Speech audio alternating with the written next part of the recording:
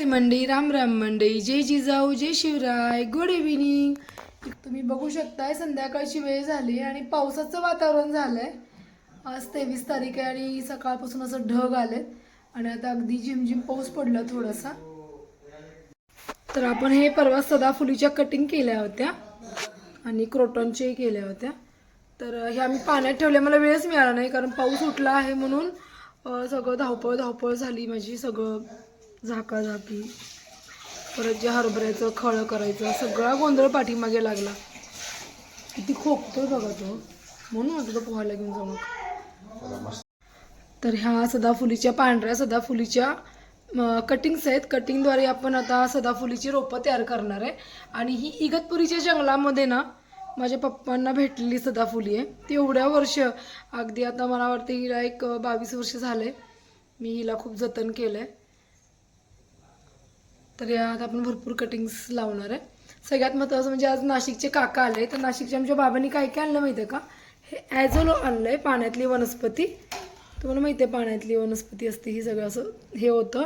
आणि ह्याच्यामध्ये आहे एक जांभळ्या रंगाचं कंद, कमळाचं कंद आणलं, त्यांच्या घरात आहे पॉन्डमध्ये, ते आणलं काकानी. आता आपल्याकडे 4 प्रकारचे कंद झालेत. शिवाय काकानी खायच्या पाण्याचा वेल आणला. हा मगई, मोठं पान आहे, पण मगईच पण खूप मोठं पान आहे. बघू शकता कोवळच पान किती मोठं आहे. आणि देशी पाण्याची चवच वेगळी असते, मुखवास पण ह्याचं छान लागतं. तर अगदी छान अशा मुळे असलेलं आणलं, मी पाण्यात ठेवलं. काका आले दुपारी. आणि सगळ्यात महत्त्वाचं म्हणजे मला आजच्या व्हिडिओमध्ये हे दाखवायचं आहे की काकांनी ना एक चायना ऊस आणला होता एका प्रदर्शनातून, त्याच्या काही कटिंग्स आणलेत. तर हे आता उद्या लावणार आहे. मी पाण्यात ठेवलं आहे सगळं, अगदी कळशीवर पाण्यात ठेवलं. बघू शकताय इतके छान डोळे फुटलेत. आणि एकदम असा काळा ऊस नाही म्हणता येणार, माझ्याकडे काळा ऊस होता, पण हा अगदी डार्क ब्राऊन किंवा मरून कलरचा ऊस आहे म्हटलं तरी चालेल. तर भरपूर आता आपल्याकडं लवकरच हे आपल्याकडं बघायला भेटणार आहे. आणि काळा ऊस आमचे झाडंवाले भाई आहेत ना, आंध्रमधून आणतो म्हटलेत. आपल्याकडं बरेच 4-5 प्रकारचे ऊस होतील. तर आता आपण हा ऑर्गॅनिक पद्धतीने ऊस लावणार आहे. आणि सगळे डोळे जिवंत आहेत बरं का ह्याची, तेवढे सगळं छान होणार आहे. आणि याची गोडी, हा देशी ऊसासारखाच आहे आणि गोडी अप्रतिम आहे बरं का ह्याची. मग अशी अगदी कांडी खाऊन बघितली आम्ही त्याची आणल्यानंतर.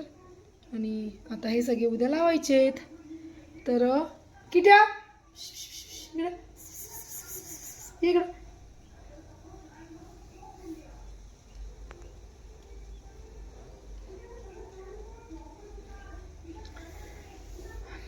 तर आजच्या व्हिडिओमध्ये माझ्या हे दाखवलं. आता मी चहा ठेवला आहे, मस्तपैकी चहा करणार आहे. आत्ताच आम्ही आलो आहे. ॲझोलो वगैरे सगळे उद्याचं काम आहे माझं. सकाळी हे सगळं लावून घेणार पहिल्यांदा. शोरेस मुलं स्कूलला गेली की पहिलं माझं हे काम असेल की आपण हे सगळं लावून घेणार आहोत. तोपर्यंत आपण त्यांना पुन्हा पाण्यात ठेवतो आहे, जे मॉइश्चर मेंटेनन्स राहील. कारण नाशिकहून आलेत हे सगळे कटिंग, तर त्याला आपल्याला छानपैकी असं जपलंच पाहिजे. उद्या लावू आपण. चला, तर आजचा व्हिडिओ माझा कसा वाटला मला नक्की सांगा.